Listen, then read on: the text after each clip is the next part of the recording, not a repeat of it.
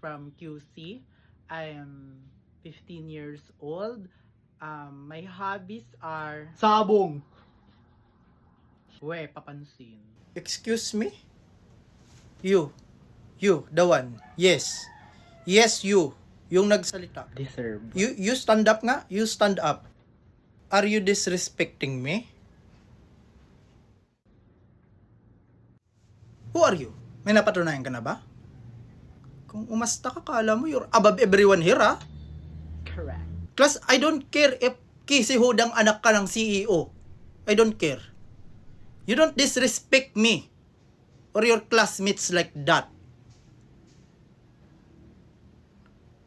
I didn't take my master's in UP.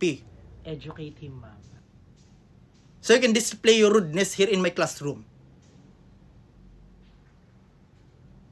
Kala mo kung sino. Continue, Iha.